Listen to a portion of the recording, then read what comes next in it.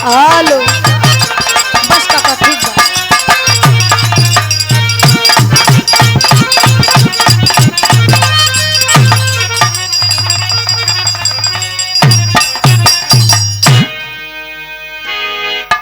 Hello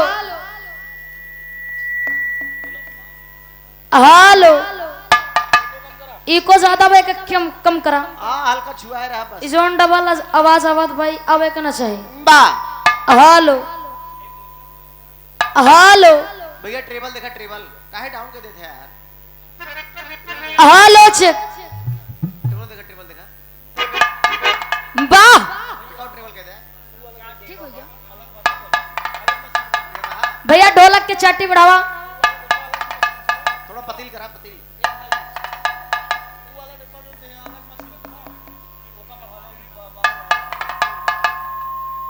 Ara सीटी दे लागत आता है।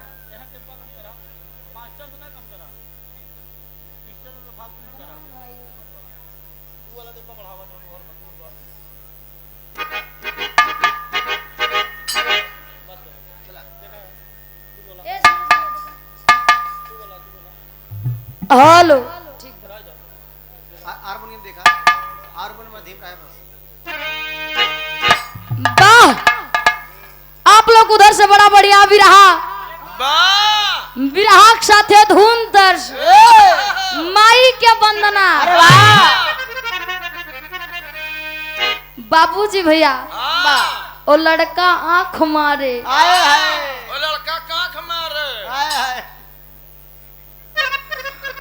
सीटी बजाए दिल धड़काए बीच सड़क पे है नाम मेरा पुकारे ओ करके इशारे ओ लड़का आंख मारे। वाह गुरुदेव वाह।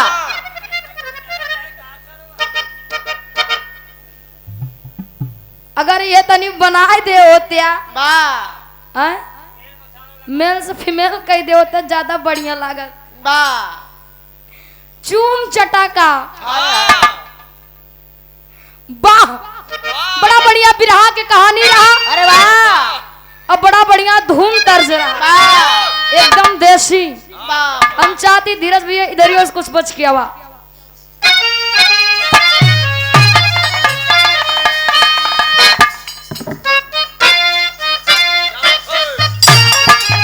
क्या बात है जिया शेख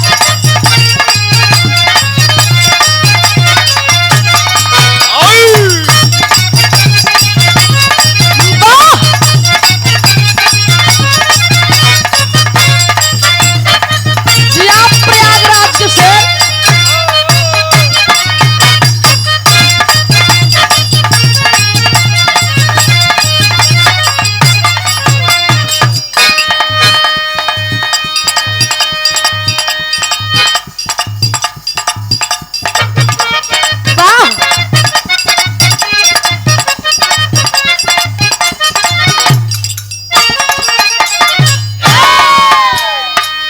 त्रिभुवन गुरुदेव नैका के जमाना बा। अगर नैका ना गाऊ तो लोग कहिए मुस्कान जनबे नहीं करती। अरे वाह भैया वाली आई कोनो दुल्हा अपने दुल्हिया के मनावत बा कहे काहे गुस्सा न हो हमसी ए करेजा तनी हमरे कहती देखा देखा तोरे खातिर का सामान लेके आई कहे लइका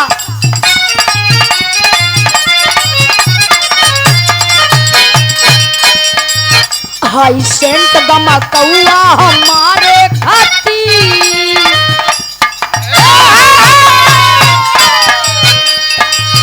हाई सेंट गमा कौआ हमारे खातिर कुछ सामान हवे तारे गारे खातिर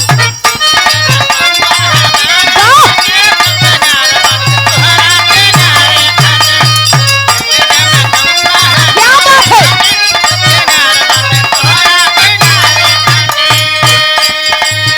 हाई सेंट गमा कौआ हमारे खातिर तू सामान हवे तारे सिंगारे खातिर ओ तब दुल्हिया कहे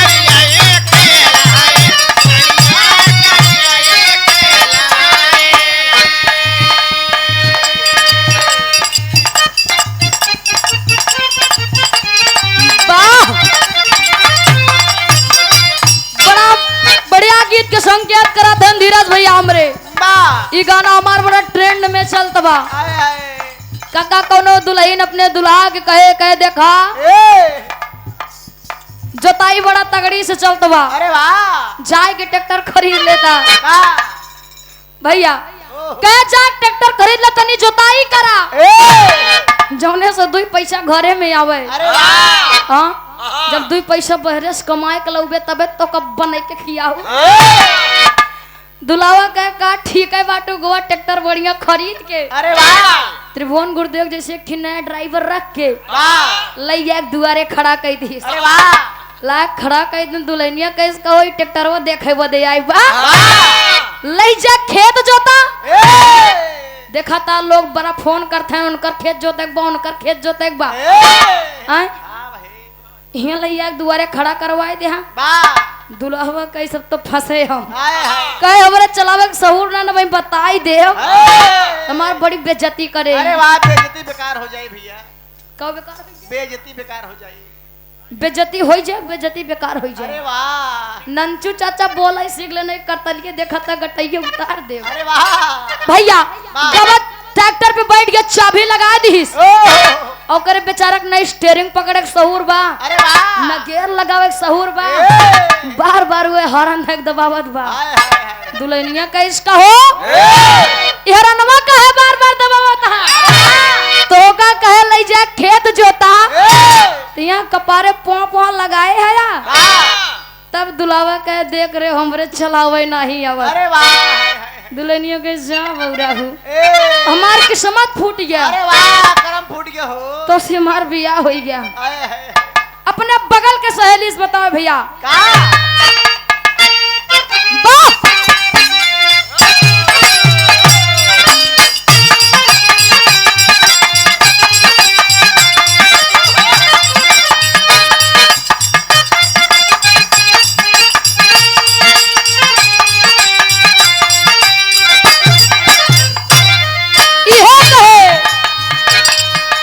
हाली का काही पियावा के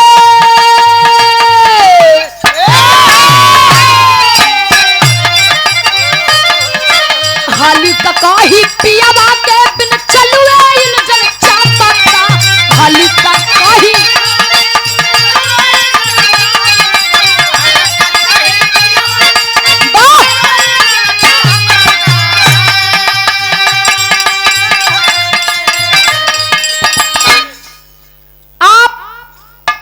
हमारे गार्जियन बा कलम के जादूगर बा बहुत अच्छे राइटर अरे वाह आदरणीय परम पूज्य परम सदेव परम सम्मानित बा आप श्री सूर्यभान यादव गुरु जी बा आप आदरणीय परम पूज्य परम सदेव परम सम्मानित बा श्री मंजू मिश्रा गुरु जी अरे वाह दोनों गुरु जी के कर करो तरह 501 रुपए का महान आशीर्वाद बा पाँव छू के पलगी व आशीर्वाद के चाबा गुरु जी ऐसा नहीं आशीर्वाद बनाए रहा। बा क्या बात है बहुत बहुत प्रणाम गुरु जी।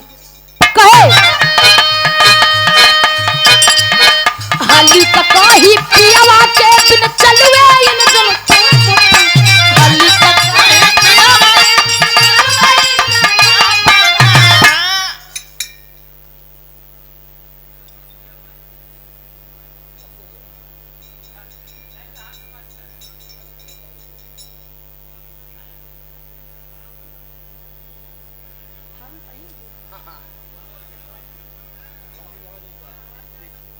कहां गया हो आजू भैया खींच ला आवा जल्दी कैमरामैन फोकस करो नहीं तो पैसा वापस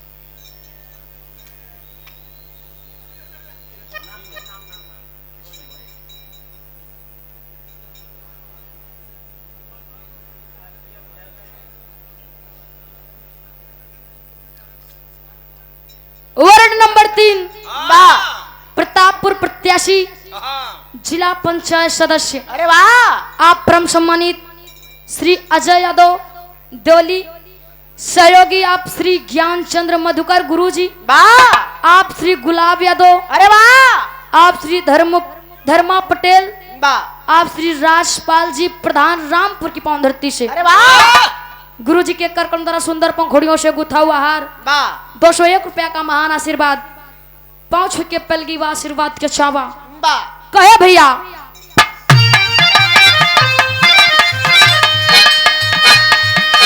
हाली का काही पियावा के बिन चलुए इन जन चापता हाली का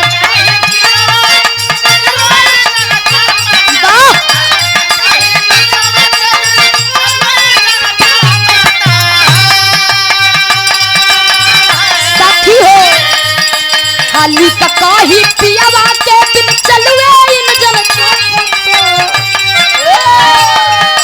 नया नया ड्राइवर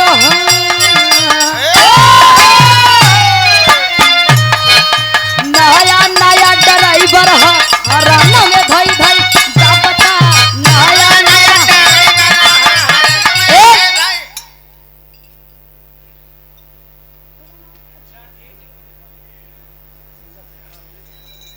आप हमारे बड़े भैया बा बिहार के बहुत अच्छे कलाकार अरे वाह हमारे भैया के बहुत पहले मुलाकात भरी प्रयागराज झूसी में वाह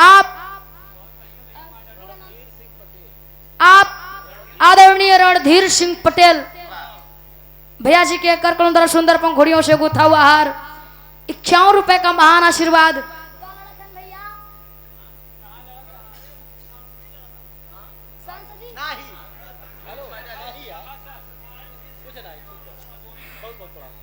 ₹51 रुपए का महान आशीर्वाद बहुत बहुत प्रणाम भैया के वाह रास्ता मामत रहे का टाइम ड्रोन वाला बड़ा वायरल होत बा बताएन गुरुदेव मुस्कान कलो हमरे घर वो आई कर एक ड्रोन उड़त उड़त गुरुदेव कह रात में मुस्कान आप तार काकी यानी कि हमारे गुरु आई दोनों जने रात भेजा गए ड्रोन के चक्कर में भैया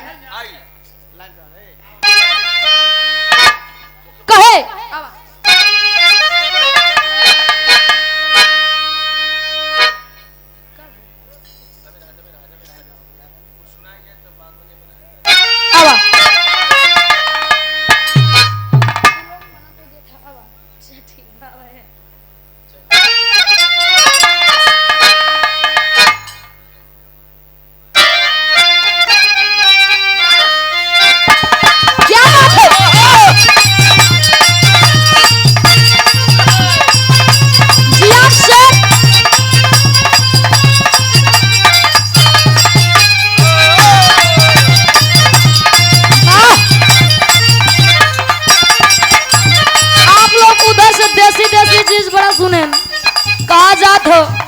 नया 9 दिन पुरान सब दिन क्या बात है जो मजा पुरानी गीत में बा उन नए किम नाई ना काका अरे वाह हां हर कौन पुरान की हो भैया धर्मेंद्र भैया हम चाहते कुछ देसी दे दियो करे बाद फिर बिरहा पे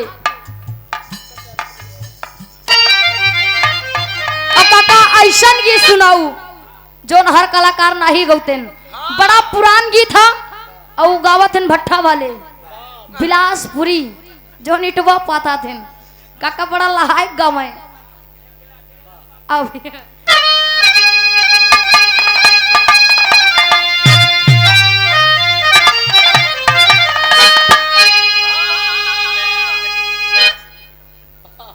वाह यह आई गे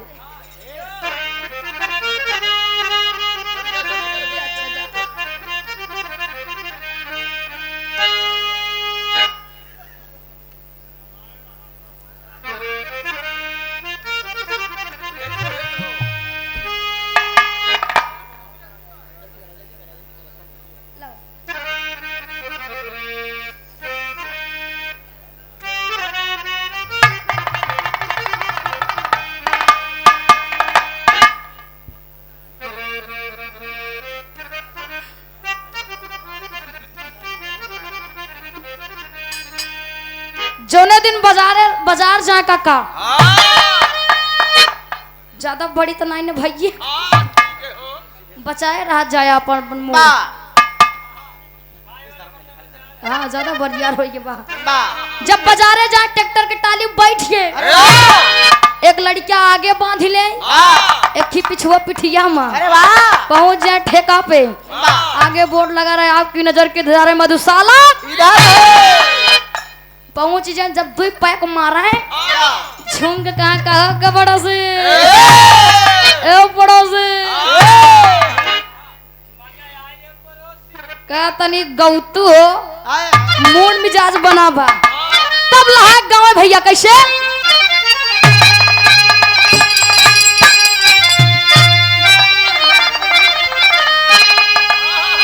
कहा अरे गजब दिन हो गए राजा और नहीं देख कोई लोरिया के में अरे गजब दिन हो गए राजा और नहीं देखे कोई लरिया के मेला अरे चना के दाल रानी चला के दाल राजा घुंघूरी तड़का दिया हो चना के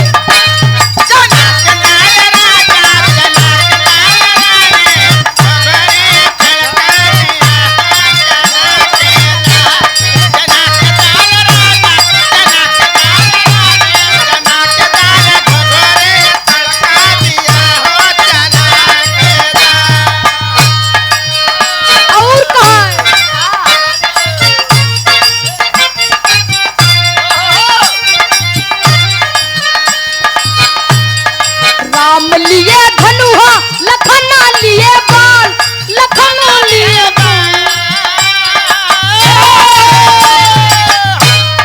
राम लिए धनुहा लखना लिए बाण लखना लिए बाण माता जानकी के खोज माता जानकी के खोज चले हनुमान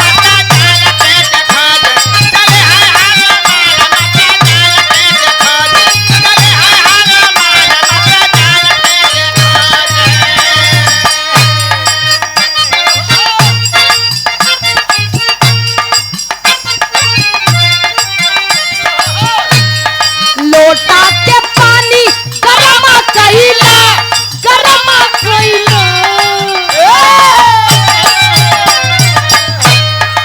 लोटा के पानी गरमा कइला रजा चढ़ली जवान रजा चढ़ली जवानी नरमा कइला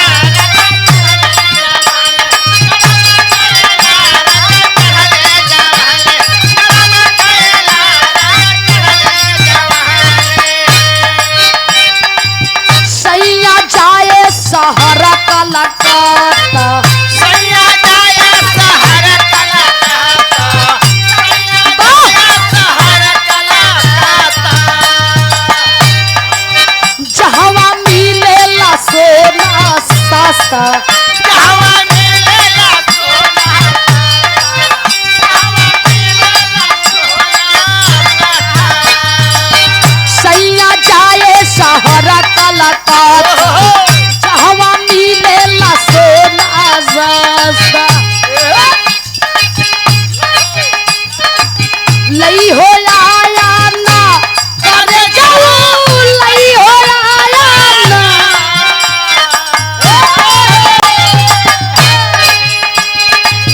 लई हो आया ना ए सैया लई हो आया ना तो हमारे नाच के हो ना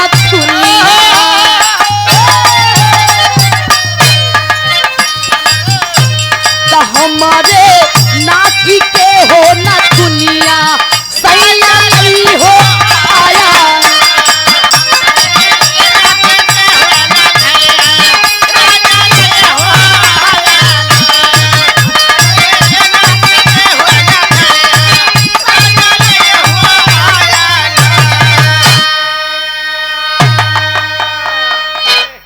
बा भैया एक लाई जेकर हो बड़ा बरियार बाई जेकर एक दाई लग जाए तो लाल लाल चुगोई लागे तुरंत ही तो आप लोग के मनोरंजन खातिर रहा अरे वाह उधर से महाभारत से बड़ा बढ़िया विराह सुने वीर रस के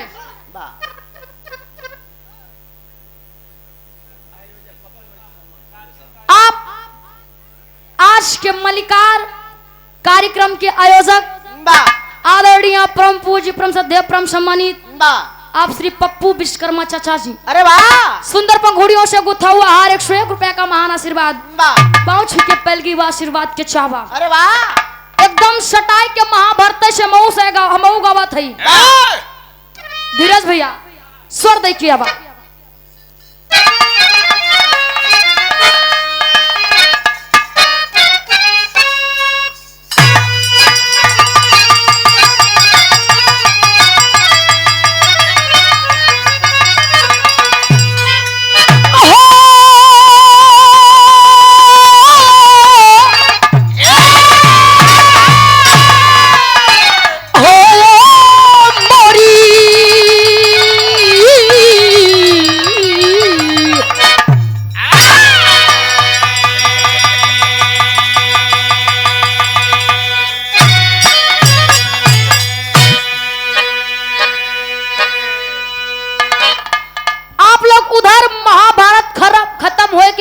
कहानी सुने हमरे के कौरव पांडव के जब युद्ध होत रहा तो धीरे धीरे कौरव दल समाप्त हो गया बचा के दुर्योधन विराह के शीर्षक भीम दुर्योधन युद्ध 4 लाइन भूमिका में गुरुजी लिखा थे चढ़ के आओ भैया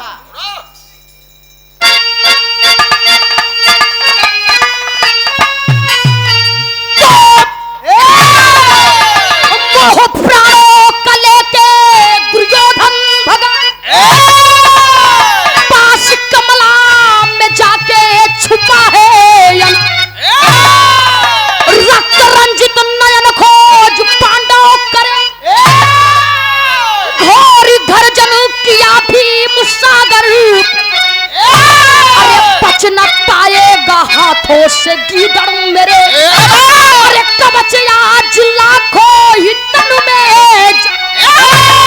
अरे कसले कमर काल तेरा खड़ा है मत है तो यखाड़े पंजा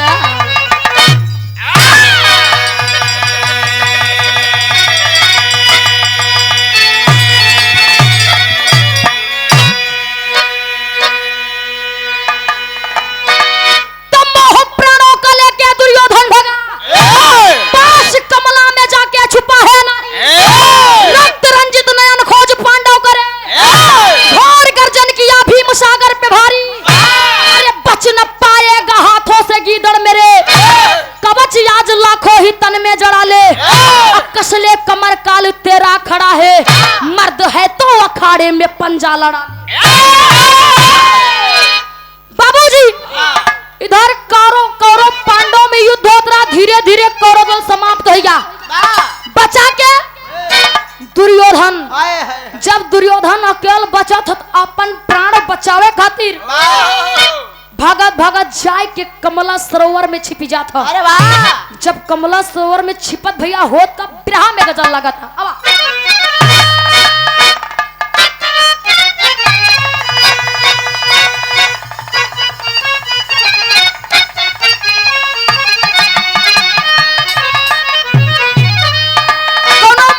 अपने प्रेमी से कहे क्या कहे भैया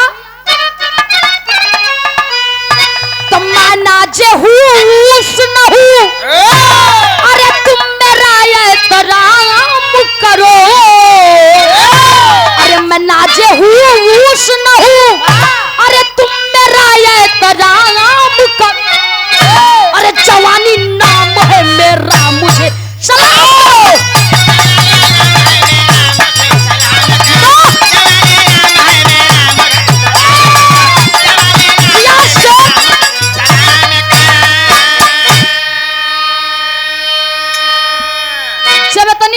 कर प्रेमिका कहे तब लइकवा जवाब दे क्या कहे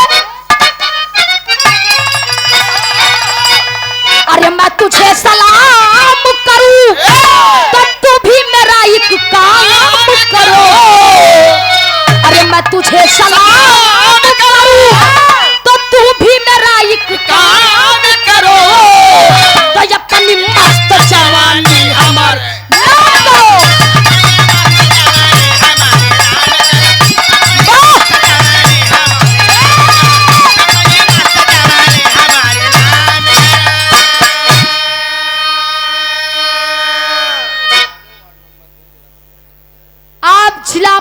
सदस्य वार्ड नंबर 3 आप परम सम्मानित आप अजय कुमार यादव भैया जी, 51 रुपए का महान आशीर्वाद, बहुत बहुत प्रणाम भैया के। आप कमलेश शटरिंग सेंटर प्रोप्राइटर आप कमलेश कुमार यादव, मालिक राम बहादुर यादव मिस्त्री, ग्राम दलपतपुर फतेहपुर माफी पोस्ट गोरिगो हडिया जनपद प्रयागराज। 51 रुपए का महान आशीर्वाद भैया के, बहुत बहुत प्रणाम है। जेके शटरिंग करावे खो भैया से संपर्क करें।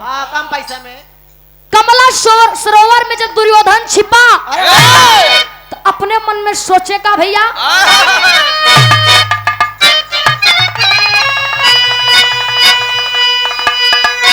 अरे हमारी कुछ भूल से अरे गुलशन ये बर्बाद हुआ, अरे हमारी कुछ भूल से अरे गुलशन ये बर्बाद हुआ, अरे जवानी जाग पड़ी जोश जिंदा बात हुआ।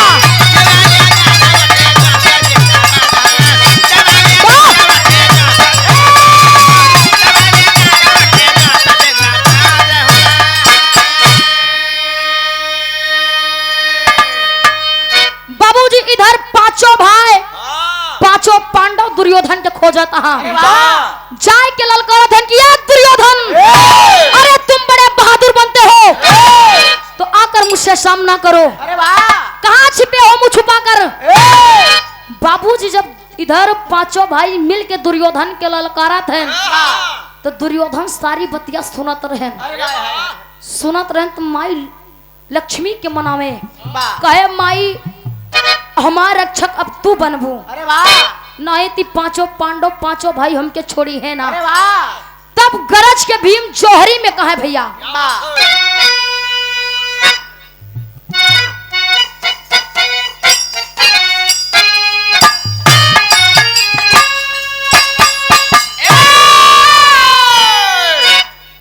वाह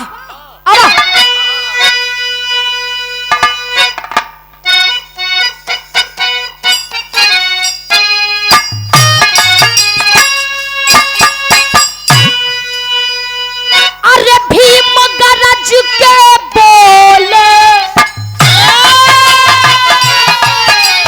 कर में गदा उठाई, कान बली है तेरा कहाँ छुपा है जाई, निकल के आ जा पा कहाँ है जाई, आजा तुझको पेट चूर करूं सर तेरा, आग लगी है सीने आशा पड़ी है पूरी, खून चूस कर तेरा करूं तमन्ना पूरी, निकल के आजा पास लड़ना तुझे सिखाऊं, अपना क्यों की दौर है भूल सकता।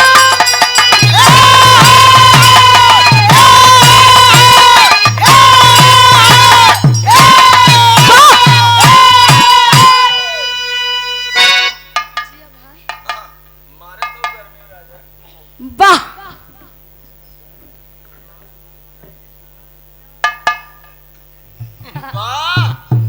तो लोग के खाए जरूरत बा, काजू बादाम दवाई खा भाई। मेहनत मुस्कान के साथ है बहुत बा। इधर भीम दुर्योधन के ललकारत हैं कि ये दुर्योधन बड़ा बहादुर बनत रहा, आय के हमसे सामना करा, अब कहे मुँह छिपाए के भागा था, आज बिना तो के मारे छोड़ा बना, हमके अपन बदला जरूर चुकाओ। बाबूजी इधर पांचों जने ललकारत हैं लेकिन दुर्योधन के वो बात बर्दाश्त नहीं करते रहे, निकल के आवत हैं पांचों पांडव के साथे मुरलीधर कन्हैया भी रहे। कन्हैया अपन गेम जब शुरू करत हैं तो भैया होत का बिरहा में तर्ज लागत बा।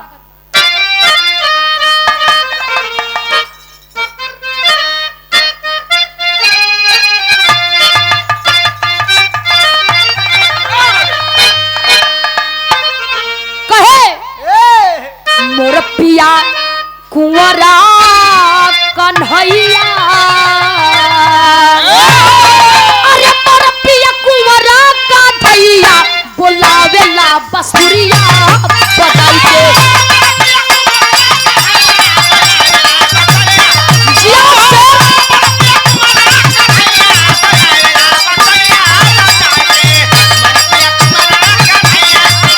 जिया बाबूजी भैया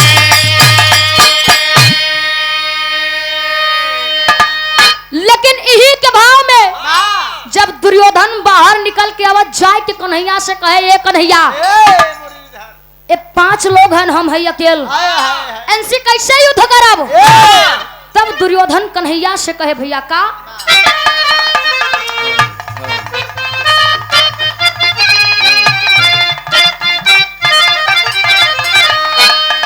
सुनला हे कुंवरा कन्हैया अरे सुनला है कुंवरा का धैया मुदैया का लड़ी है समरवा जिया से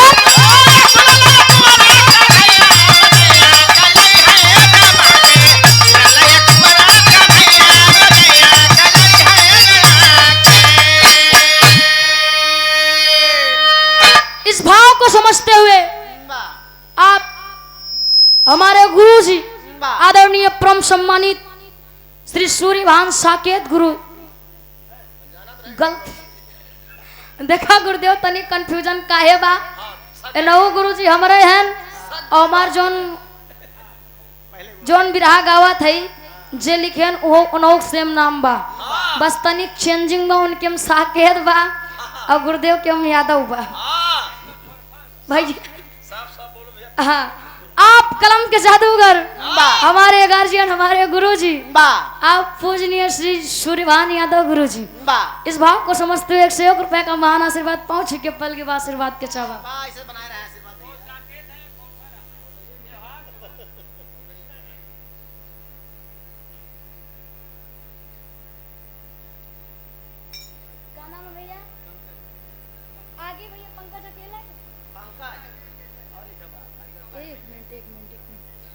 आप हमारे बड़े भाई व्यवस्थापक पंकज उर्फ शिवा भाई निवासी फतेहपुर माफी संचालक आप हमारे धर्म के चाचा जी पप्पू विश्वकर्मा भैया जी के करकम द्वारा सुंदर पंखुड़ियों से गुथा हुआ हार 51 रुपए का महान आशीर्वाद गुरुदेव भैया बहन जब एक दे हैं तो हमारे इनकर बतिया याद आई है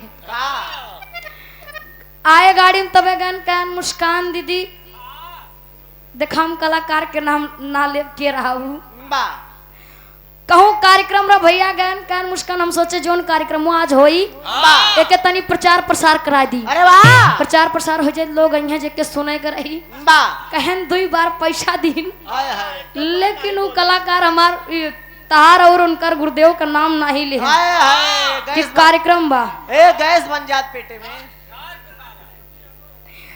भाई डबल रहा यो नहीं कि सिंगल अगर चला ठीक है मानता ही एक कलाकार नालिस लेकिन एक वक्त तो लेन करा दोनों जने में बतावा आजकल इतना ईर्ष्या बढ़ गया है काका कि वो सोचा थे कि जो नहीं हम ही नहीं हमरे अलावा क्यों हो ना पाई कब अरे गुरुदेव हम कुछ कहा थोड़ी है हम तो कहा था और जलाए का गुरुदेव हाँ आप लोग के आशीर्वाद रहे तो हाँ जब केहू जले तबे समझ में आवत कि हाँ हम कामयाब होते ही कहावत कही गए हाथी चली जाती है कुत्ते भोगते रह जाते हैं का मतलब 51 रुपए का महान आशीर्वाद भैया के बहुत बहुत प्रणाम बा बाबूजी इधर कन्हैया से कान दुर्योधन की है कन्हैया ये लोग कैसे हमसे युद्ध करी हैं हम युद्ध तबे करब जब धर्म की युद्ध होई तो कहा भैया पहले बनने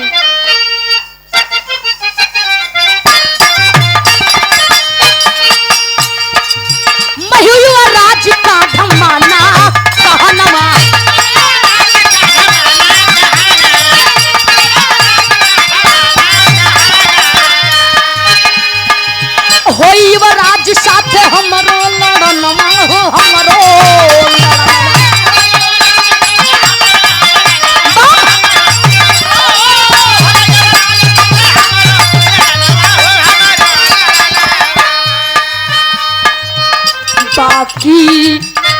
मतलब ना भइला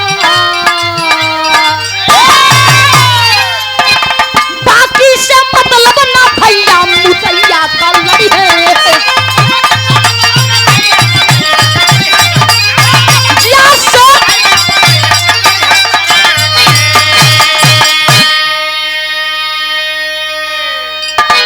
दुर्योधन कहन कहन इन लोग कैसे हमसे युद्ध करी है हम अकेले 5 जने हम युवराज हई हम युद्ध तबे करब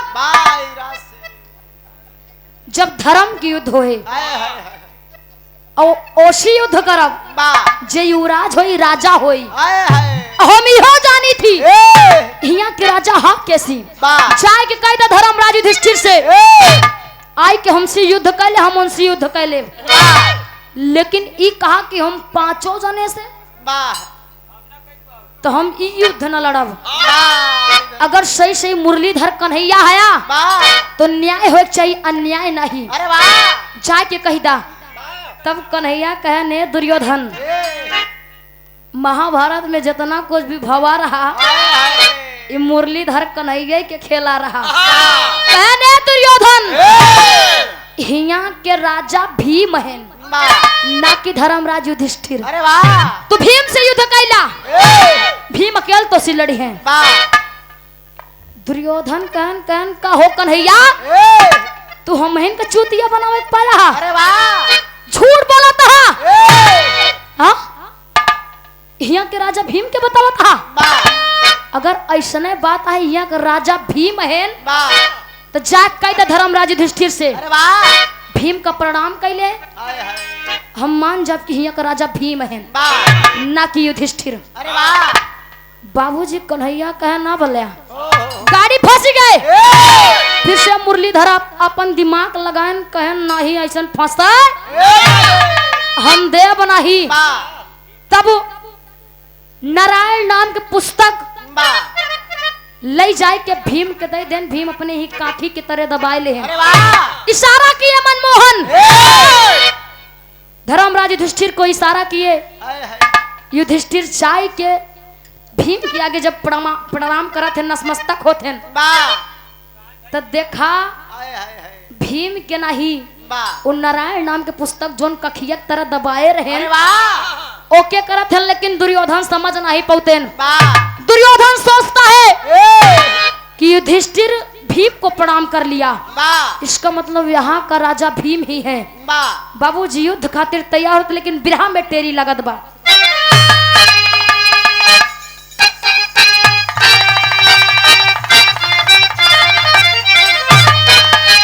अरे खिलाड़ी तू नो जंगी या भिड़े अरे खिलाड़ी तू नो जंगी या भिड़े गदा उठा के नाहर ठोक दिया यार ताली यार ताली खिलाड़ी तू नो जंगी या भिड़े गदा उठा के नाहर ठोक दिया है ताली खिलाड़ी दोनों बाबूजी इधर से दुर्योधन उधर से भीम अपन अपन गदा उठाई के रण क्षेत्र में पहुंच गए जब पहुंचा थे भैया हो का बिरहा में धुन बदला था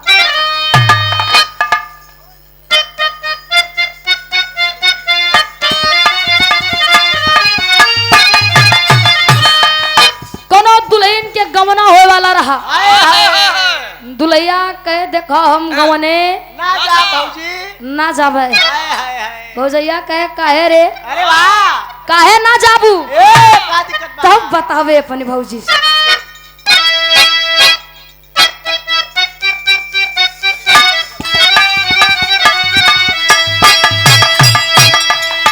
हम गमनवा नाही जा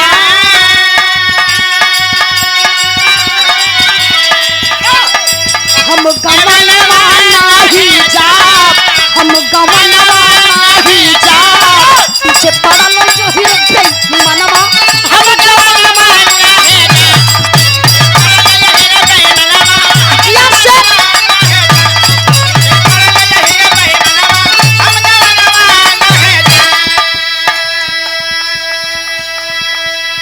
लेकिन यही के भाव में जब दोनों लगाओ गुरुदेव लगाओ।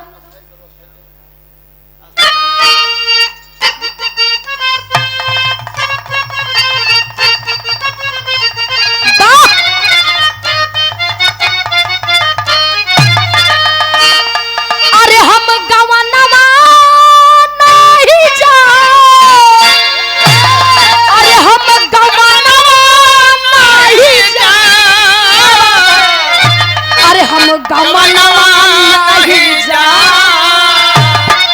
अरे हम गवनवा नहीं जा, पीछे पड़ल यही रबे मनवा, हम गवनवा नहीं।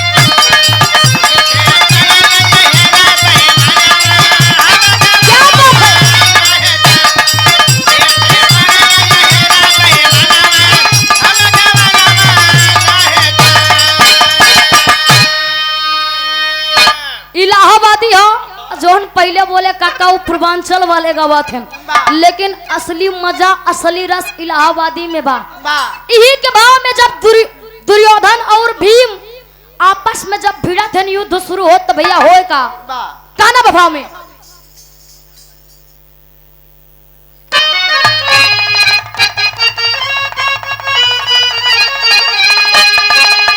और जम गगनमा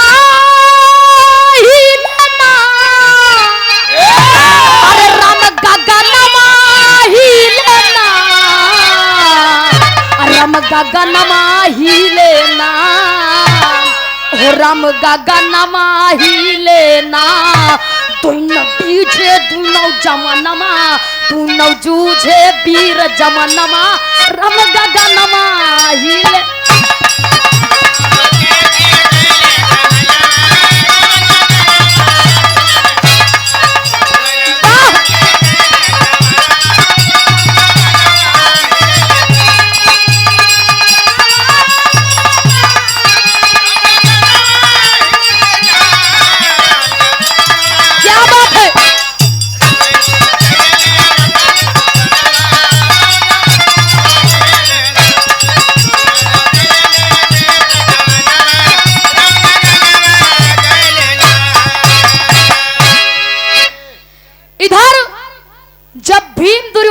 युद्ध शुरू होगा, धरती आसमान सब हिले लाग। होम का भैया पहले बंद में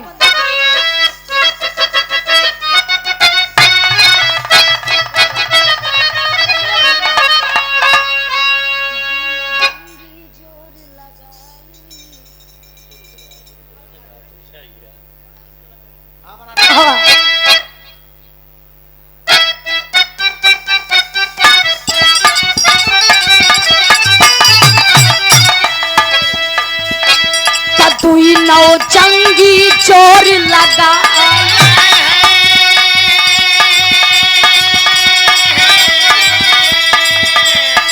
मारे दुश्मन शीश बच्चा, गर्जन करे समर में था, उगले गदाल बरची नगारी, खूनी भैले अरे हो मोरे रामा, खूनी भैले दुनो नयनमा, फिर जवनमा जूझे ना।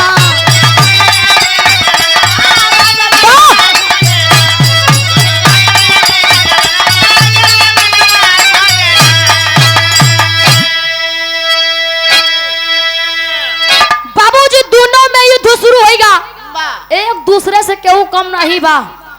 दाए दुर्योधन भीम के ऊपर, भीम दुर्योधन के ऊपर, एक दूसरे से केहू कमजोर नहीं पड़ता। बाद में मनमोहन मुरलीधर कन्हैया इशारा करत हन भीम के, जब इशारा करत हन भैया भीम करत हन का पापट के भाव लगाता।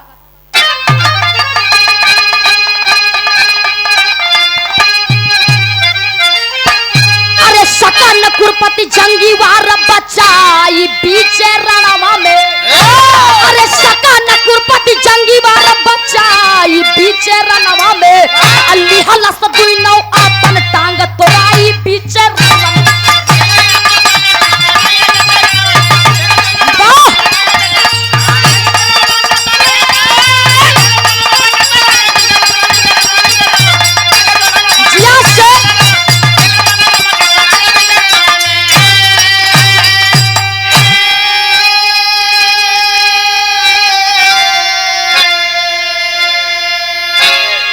कन्हैया इशारा करन भीम अपन गदा उठाए के जब दुर्योधन के जंघा पे वार करा थे तब दुर्योधन तुरंत जमी पे गिर जाता है।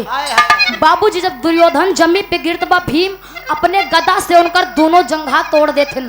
जब जंघा तोड़ा थे तो भैया होत का पहले बन गया। अरे वादा पूरा भीम का भैले दुई नौ जंघिया टूटल।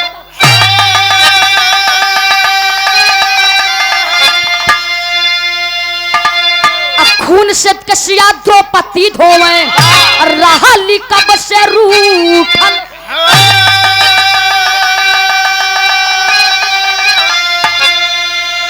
अरे झंडा बिजक गईले तब लहराई बीचे रनवा में।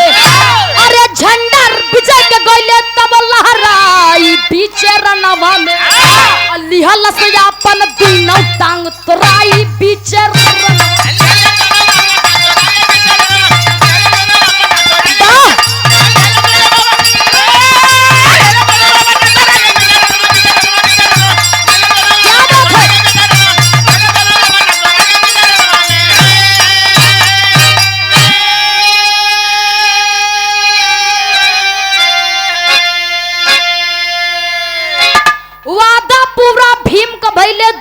जंघिया टूटल हो और खून से कसिया द्रौपदी धोवे रहली कब से रूठल हो। बाबूजी इधर भीम जोन वादा करे रहन अपन वादा पूरा कैले हैं। इधर द्रौपदी कसम खाए रहन कि जब तक इनके खून से अपन केस धोव ना एक के हम बांधा बनाही। उन्हों के वादा पूरा भा लेकिन आल्हा के भाव लगा तो भैया आगे होत का।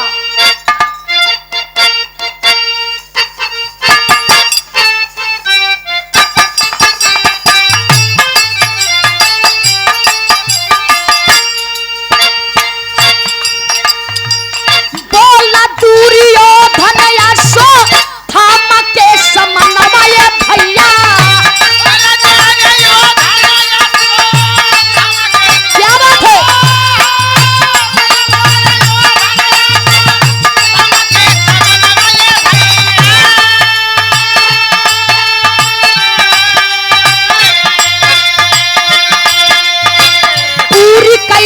छाया जा वीराना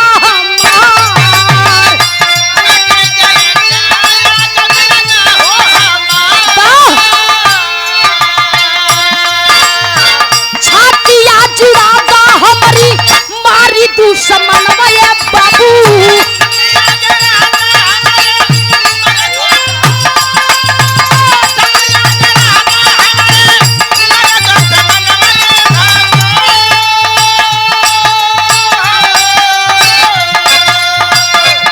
चीख लेते जाता मुड़िया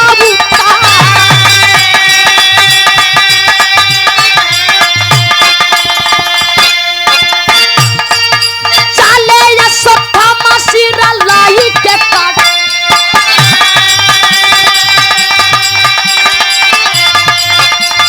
अगवा की बतिया सुना हो जा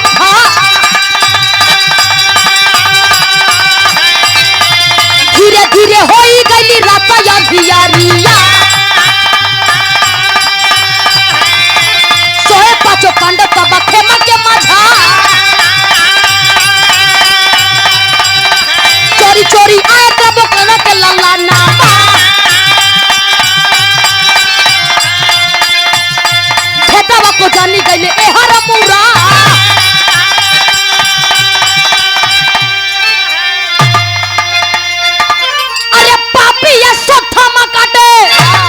पाचों की गटैया और रोवे धरती यही यारवा के फार हो।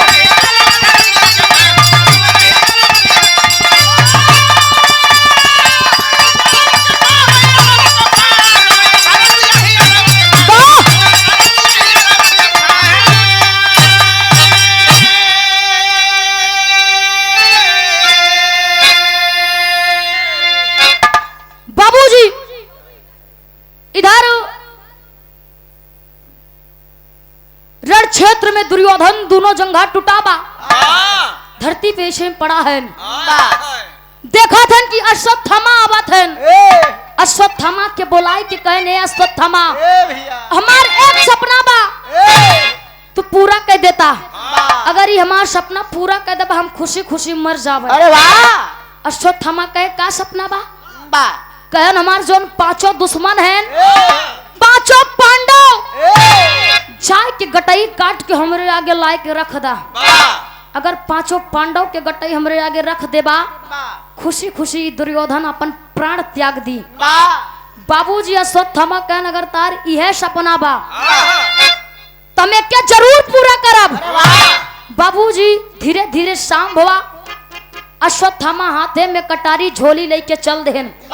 इधर खेमा में पांचों पांडव जाए के सोवत हैं लेकिन इधर देखा फिर मुरलीधर कन्हैया के पता चल गया अश्वत्थामा पांचों पांडव के गटई काटे आवत हैं। जाए के पांचों पांडव के जगाए के ओ जगह से हटाए देहन। लेकिन पांचों पांडव के लड़कियां जात हैं देखत हैं सजिया खाली रहा था जाए के बेचारे वही सोई जाते हैं। जब पांचों पांडव के लड़कियां सोवा थे अश्वत्थामा आता है देखा सोचत कि हमारे पांचों दुश्मन सोवत हैं पांचों पांडव सो रहे हैं। बाबूजी कटारी लई के एक कैतिया से पांचों लड़कियों के मुड़िया काट के झोलिया में भर लेते हैं। बाबूजी जब झोलिया में भर के लई के चला थे खड़ी के भाव लागत भैया होत का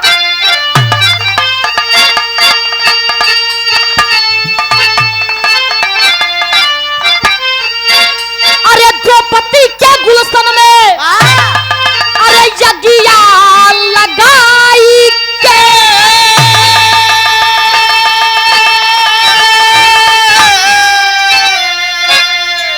अरे द्रौपदी के गुलशन में अरे यज्ञिया लगाई के चले अश्वत्थामा सिर पांचों का उठाई के चले।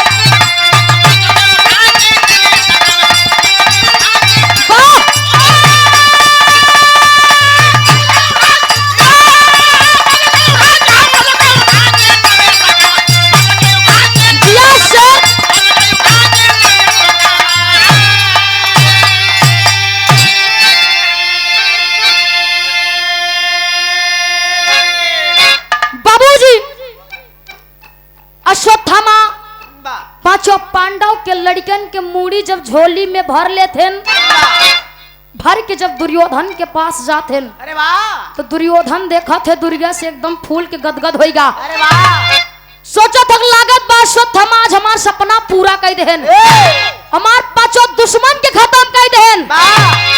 बाबूजी लेकिन जब अश्वत्थामा नजदीक आवा था तो होत का भैया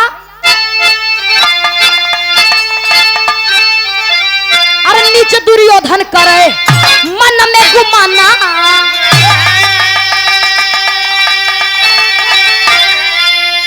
अब दुनिया से चली गईले पांचों दुश्मना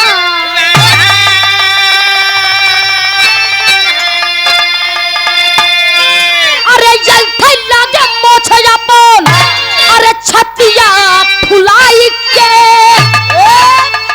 अरे जलते लागे मोछ अपन अरे छतिया फुलाई के चले अश्वत्थामा सिर।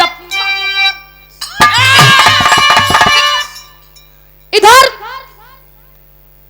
दुर्योधन देखत की लागत बम मार डालेन हमार सपना पूरा कर देहन लगन अपन मोछ टेवे कन बा अश्वत्थामा आज तू हमार सपना पूरा कर देहा लेकिन एक काम हमारा और कैदा।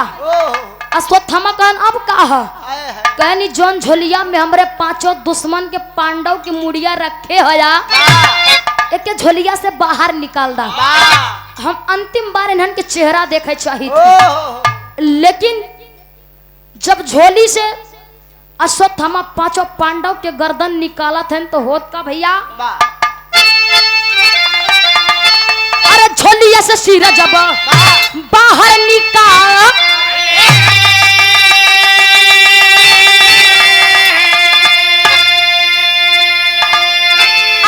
दुर्योधन हाथों धाई के कपाल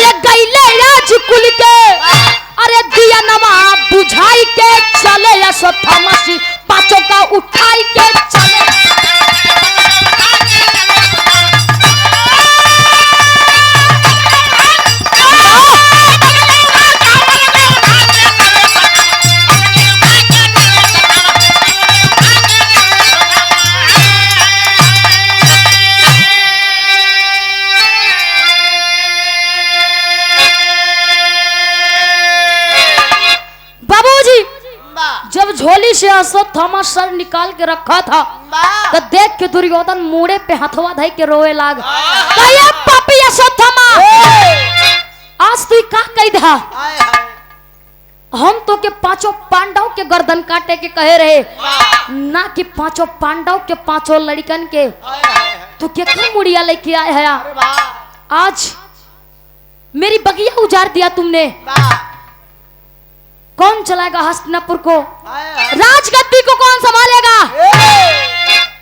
कुल के दिया बुझा दिए तुम तो। बाबूजी मुड़वा पे हथवा धे के अश्वत्थामा लगा रोवे। जब रोवत भैया आगे होत का,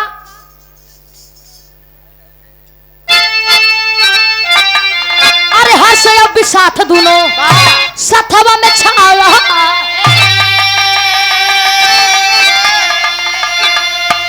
और रुक गई सांस, देखा ये कहूं ना यार।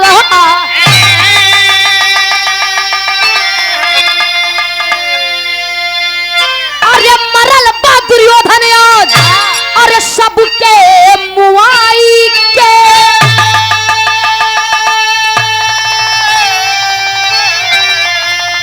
अरे मरल बा दुर्योधन आज, अरे सबके मुआई के।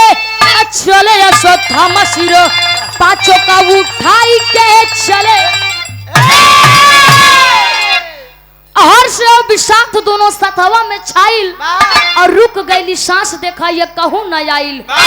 बाबूजी दुर्योधन की वरदान मिला रहा कि हर्ष और विषाद, सुख और दुख जब तो के दोनों साथे मिली तब तहर जान जाई।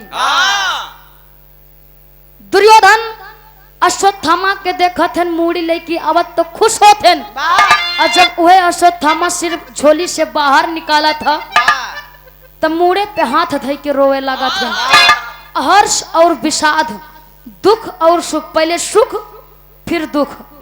बाबूजी जब ये हो तो दुर्योधन के शरीर से उनका प्राण निकल जाता। मरल बा दुर्योधन यहाँ जब सबके मुआई के।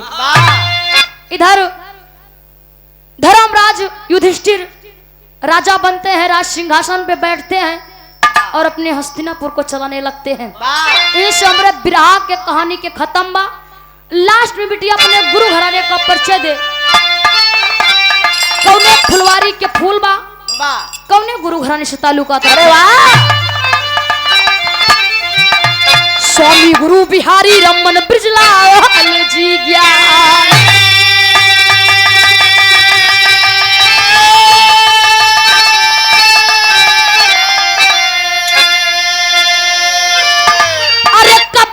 प्रसाद के बहिने, अरे दुर्गा जी महारानी हो।